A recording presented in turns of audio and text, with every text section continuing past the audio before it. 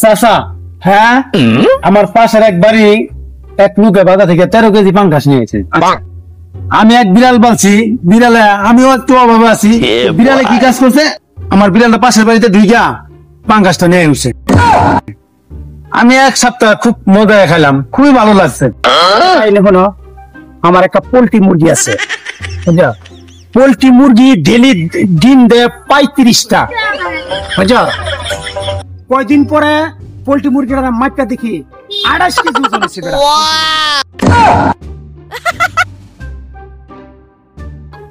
আরে হালার দুই সাফা বিড়াইতেছে বইয়া, আমারও তো সাফা মারা লাগবে, কোনটা মারি?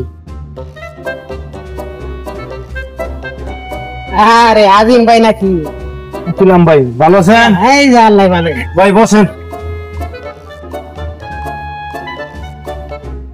আজিমের লগে বইয়া এই মুরগির আলাপ তুই করলা। আমার একটা মুরগি আছে পোল্ট্রি, ওইটা ডিম দেয় প্রতিদিন 35টা করে। কিছুদিন আগে মাইপা দিয়ে মুরগিটা হয়ে গেছে বেটা 28।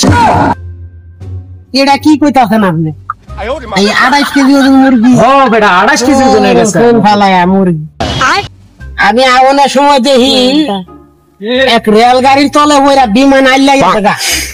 পরে এই বিমানের ভিতরে মানুষ যা আছে একটা মরে নাই, মরছে এক মুরগি 28 কেজি ওজন। এটা মাইপা দেখলাম 28 কেজি ওজনের মুরগি।